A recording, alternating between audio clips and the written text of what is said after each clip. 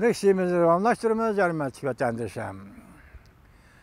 Amerika Koşma Ştatları Devlet Meclisi Avam Palatası Taşkı Münasebetler Komitesi'nin reisi Ed Royce Tayvan'ı ziyaret kıldı. Hazır Tayvan'ı ziyaret kılıp oldu. Bugün biz geçtik, 3 gün geçtik. Düşenbe günü Ed Royce Tayvan'ı ziyaret kılıp oldu. Yani biz çağırıyor, geçip kalırken biz geçin ona vatandaşlarım. Ed Royce Tayvan'ı ziyaret kıldı. Mavzulu xabar 25. gün Amerika Avazı'nın Xitay Tili programı ilan kılındı. Xabar mundaq başlandı. Hazır Ed Royce Tayvan'ı ziyaret kılıp, Qanun Çıqırış Komitesi'nin azaları şundaqla Tayvan'ın prezidenti Tsai Ing-wen xanım bilen görüşüp oldu. Endi bu xabarning 5-deki maqsadlarini vatandaşlarga topshiradi. Tayvan saylı seyahat qanun loyihasini aktiv ilgarilatgan Amerika Qo'shma Shtatlar Davlat Majlisi Avam Palatasi Tashqi Munosabatlar Komitetining raisi Ed Royce shu hafta Tayvanni ziyorat qiladi, ya'ni dushanba kuni demak. Oralikda Tayvan Qonun Chiqarish komitet a'zolari bilan suhbatlashadi va Tayvan Tashqi ishlar ministrligining faxriy mukofotini qabul qiladi. Hamda prezident Tsai Ing-wen bilan ko'rishdi.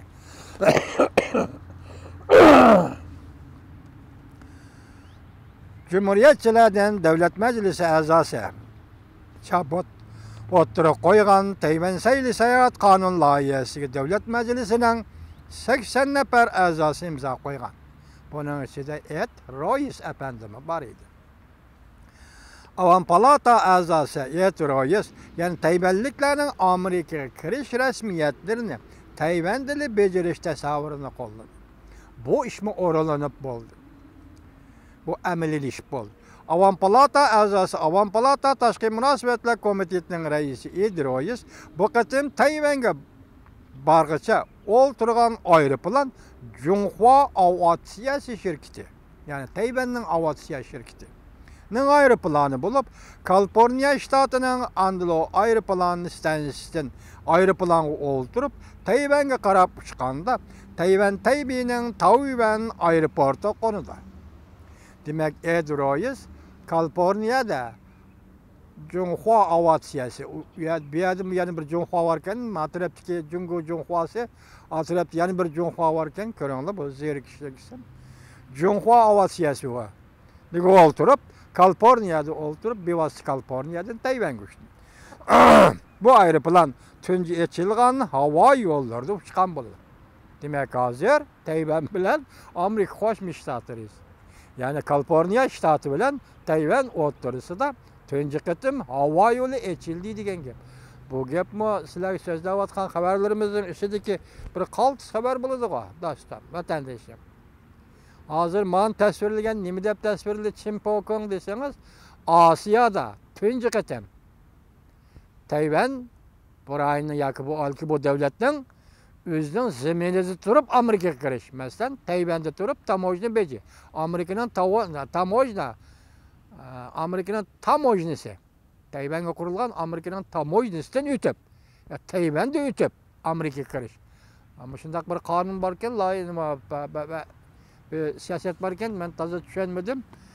Ishqilib buning ma'nosini men tushunishimcha hozir Ed Royce Kaliforniyada aeroplanga o'ltirib, balki Tayvanning aeroplaniga o'ltirib Junhua aviatsiyasi Tayvanga bordi. Endi Tayvanliklar Amerikaga keldigan bo'lsa, bu tamojna ishlarini bajarish faqat Amerikaning Tayvanda qurilgan tamojna organi orqali bo'ladi. Bu Osiyoda tunji qatim Tayvanga berilgan huquq değil.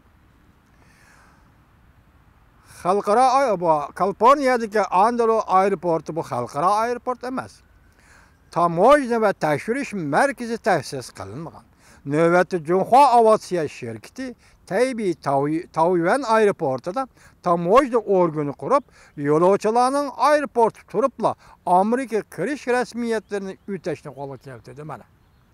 Demak, Amerika Qo'shma Shtatlarining yo'l qo'yishi bilan hozir Tayvanda Amerika Qo'shma Shtatlarining tamojna organi qurilib, yo'lovchilarning bevosita Tayvanda turibla rasmiyatda Tayvanda bejarib Amerikaga kirish.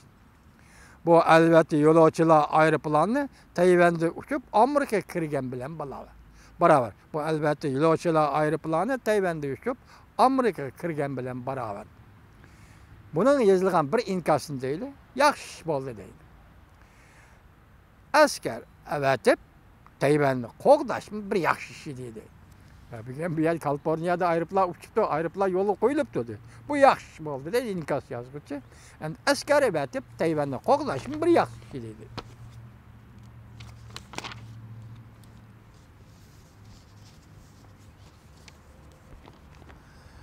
Endiki yeni haber, bir yeni mavzu nimdeydi?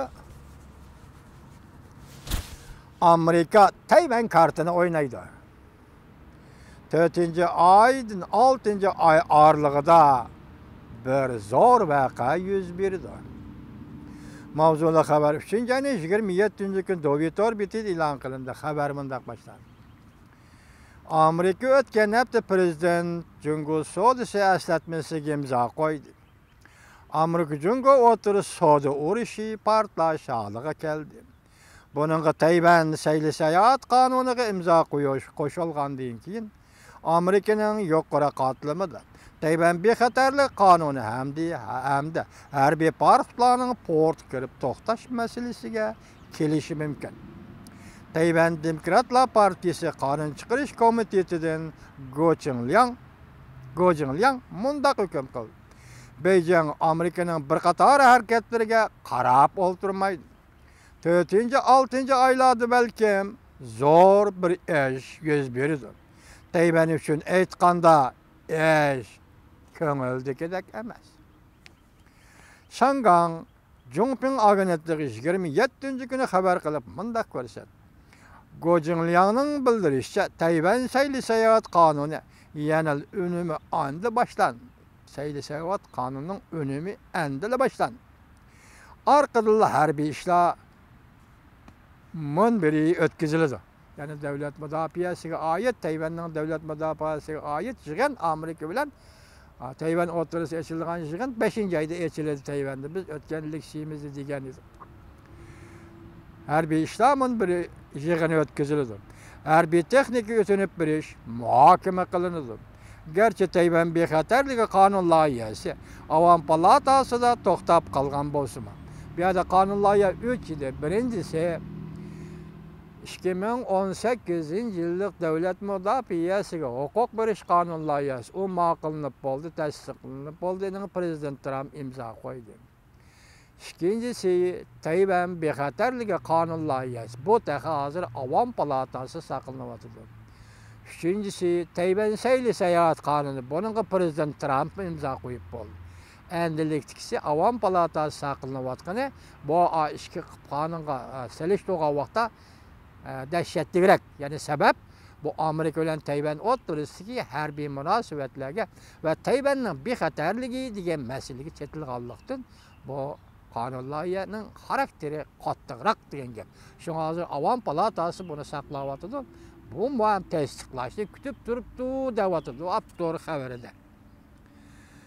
Tayvan bexatarligi qonun loyihasi Avam palatasi to'xtab qolgan bo'lsa, harbiy ishlar almashtirish masalasiga berib chetilganda bu intayin sazgar masaladir. Go Jingliang bundaq ko'rsatdi. Amerika bevosita Tayvan kartini o'ynaydi. Amaliy Tayvan mustaqilchilariga haydakchilik qildi.